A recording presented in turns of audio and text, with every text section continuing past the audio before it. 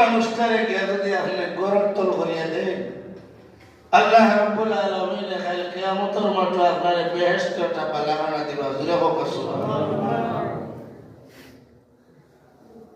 কারণ পিপাসার তোরে পানি গিলানি, কুদার তোরে খাওয়ানি, এই দুইটা আল্লাহর কাছে এত পছন্দনীয় খাদ। কিয়ামতের মাঠে এই দুইটা সম্পর্কে মানুষ আল্লাহ আপনারে জিজ্ঞাসা করবে। মানব শুকরিয়া হইলে আপনি আমি যদি কোনো মানুষের ঘর বানাইয়া দেই, আপনারা সাক্ষী, গোটা দেশের মানুষ সাক্ষী, আমরা হোটেলের বড় সাহেব কিবলা মাতা জিল্লুল আন্নারে যে লতিফি হেড চলের কত গড়, কত বাড়ি, কত কিছু যে ডেইলি, মাসে, সপ্তাহে দেওয়া হইতেছে, মানুষের তামকে যে টেকা দেয় আর তাই ওগুলা বিতরণ করে। এই গড় বানানো এখন মানুষের রাস্তাঘাট নাই, রাস্তা যদি আপনি বার করে দেয়, আটকাইন না, ওয়াক দিয়ে আটকানি না, আপনি কুলিয়া দিতে, বার করে দিতে। আপনার যদি আল্লাহর কোন বন্দা বা বান্দির রাস্তা ক্লিয়ার করে দেয়, হাসরের মাঠে আল্লাহ আপনার জান্নাতের রাস্তা ক্লিয়ার করে দিবা। হোকা সুবহানাল্লাহ। কারণ দুনিয়াটাও তো আখিরাতের একটা নমুনা।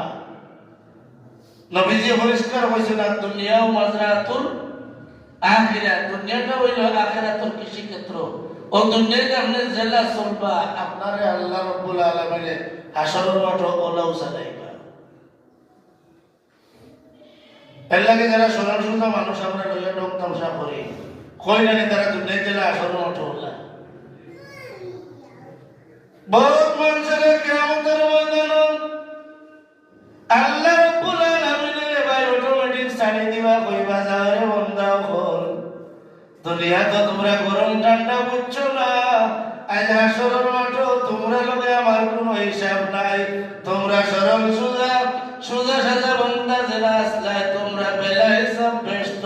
হোক সুবহানাল্লাহ। আর আমরা যার আকল যত বেশি, এই দুনিয়ার সমাজ, যার সমাজ স্থান যার যত বড়, এর বিচার হাসরের মাঠ তত কঠিন না সোজা? কঠিন।